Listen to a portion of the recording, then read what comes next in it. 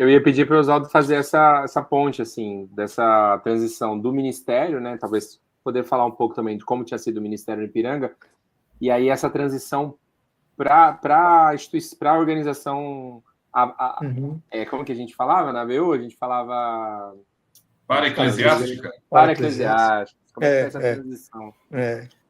Bom, o tempo meu no Ipiranga foi inesquecível. Foi um tempo, não sei se eu posso ter esse momento, mas eu queria registrar isso, né? Eu, eu, eu tomei algumas decisões naquela altura de levar a igreja para um movimento não só de missão, mas de, de quebrar com alguns paradigmas, não é? Que naquela altura eram muito difíceis. A gente pagou um preço. Eu tinha mais dois comigo, que era o Edilson Botelho e o Jairton Mello, e que também andavam comigo, de certa maneira eu os discipulei. E a gente começou a tentar dar uma nova cara. A igreja era muito elitista, não é? Era muito assim de pessoas de classe média, média alta, e com isso a igreja não crescia. Essa classe muitas vezes ela tenta se preservar, se recusa, consciente ou consciente ou inconscientemente, a abrir, né, para outras pessoas. Aí eu lembro que um dia eu fui no mercado do Ipiranga e eu encontrei lá os caras comendo o resto da comida. Eu convidei eles para ir para a igreja, eles foram no outro dia. E eu os recebi na sala do conselho, cheirando terrível, né, o cheiro e tal.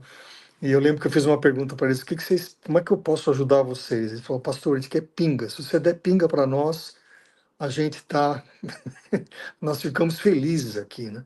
E ali começou um ministério um grande depois. Então a gente foi fazendo algumas ações, louvor, por exemplo, música popular brasileira. Como é isso, não existia, mas o Edilson compunha e a gente começou a cantar MPB, música popular, naquela altura, final da década de 80, é impensável. E eu enfrentando barreiras no conselho, depois tirar todas as vestes sacerdotais, né? Eu nunca gostei de gravata, essas coisas. E aí eu me dei mal às vezes, né? Então, mas eu tinha uns acordos sigilosos com o Edilson. Então, às vezes, alguns cultos muito mais assim elaborados, mais, né? A gente ia sem gravata. Passava 2 domingos, era um culto totalmente simples, a gente ia de gravata. Então, era para criar mesmo uma situação. E os presbíteros não entendiam direito. Aí eu fui ensinando, né? Fui tentando falar com eles que não era isso que mostrava nenhum tipo de santidade, de compromisso, pelo contrário.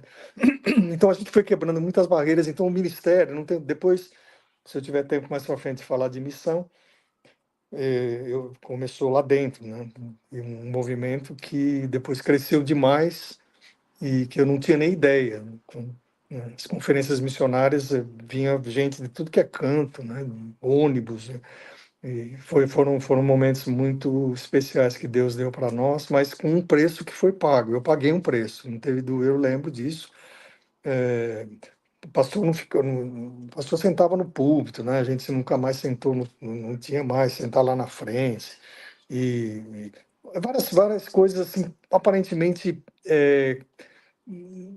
que não foi sem importância, mas que na verdade era a abertura da igreja para o movimento eu diria até de avivamento, né, de consagração e de abertura para pessoas mais simples. Foi isso.